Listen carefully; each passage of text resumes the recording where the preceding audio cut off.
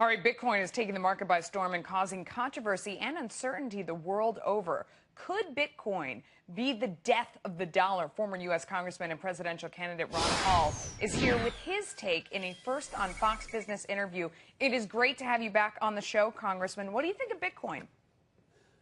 Well, I think it's a mystery to a lot of people, and there's a lot of mystery associated with it that it's to me as well, because I can't quite describe to you exactly what a Bitcoin looks like or what it's all about. But it's an interesting phenomenon, and it's very attractive to the libertarians because it sort of fits this category of competing currencies. But, you know, if we have a replacement for the dollar, it'll be because somebody at the Federal Reserve destroyed the value of the dollar, and therefore something has to take its place.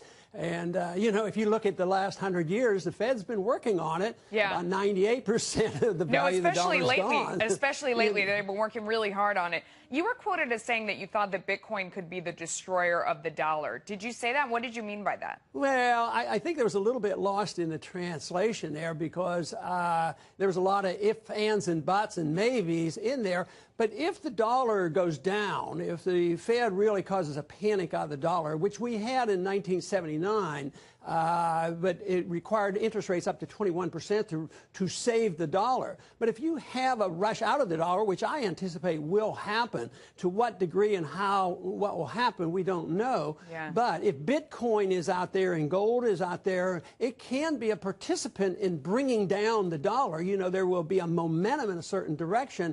So, but we don't even know about Bitcoin. That doesn't have a very long history. I like the history of gold, of course, because it's a little bit longer. But if the Bitcoin fits the bill and there's no fraud involved, I think, yes, it can be a participant, and there'll be other currencies similar to this, I think, as time goes on. Well, the thing that surprised me the most was the sort of the acceptance by Bernanke, not saying, you know, that this was a terrible thing. He was saying, oh, this sounds pretty good. We have to consider this as a possibility. He was much more adamant when I asked him about gold. He said, absolutely not. Yeah. Gold is not money, but maybe Bitcoin is.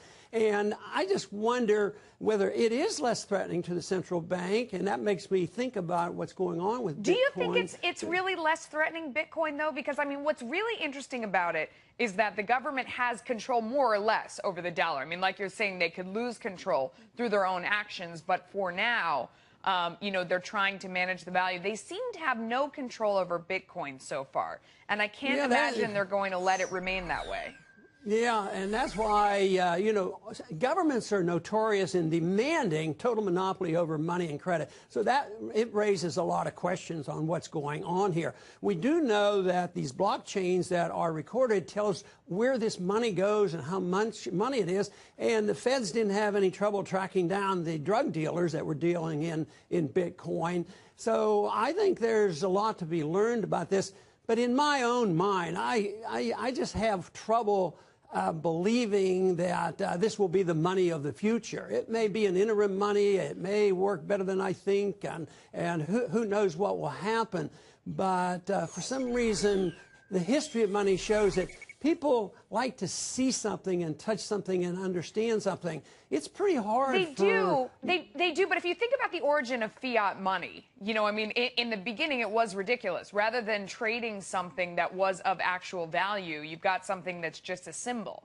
It's not that big of a leap. I mean, this, like you say, it exists digitally in your digital bank account. Yeah, but Melissa, you skipped one step. No, they didn't go from barter to fiat money. No, gold. This is one thing. This is one thing about Austrian economics. It always says that money has to originate in the marketplace as a commodity and work its way through. Then the commodity money became fiat money. But you don't have any currency that just comes up as a fiat currency. It has to have something behind it. So the question is, will the limitation on the number of Bitcoins out there give that type of stability to the currency? And I don't think the evidence is in yet which way it's going to go. But I'm a strong believer in competing currencies. I've written about it. I've written, you know, proposed laws to allow competing currency. And right now, this might fit the bill. but I'm not predicting that Bitcoin will come out in top, but it may be a major participant, and it's getting a lot of attention, and I sort of enjoy the discussion. You used a word that is Bitcoin's main problem, which is stability.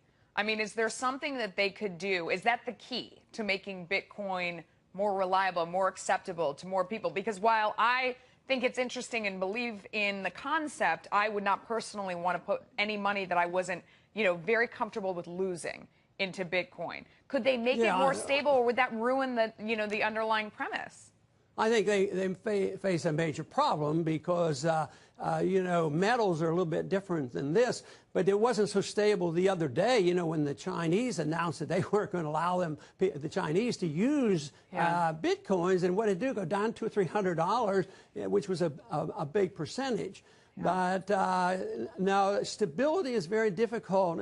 As for fiat money is never going to be stable. It's always going to deteriorate. A Bitcoin is quite a bit different. It's something that's come about in the modern age. It's wait and see, but I'm like you. I'm not buying any Bitcoins and putting them in my shoebox. Before we run out of time, I want to ask you real quick, how do you think that this is all going to end with the Fed? I mean, they have brought in unusual measures that we've never seen before. A lot of people think inflation is around the corner, and when it comes, it will be runaway.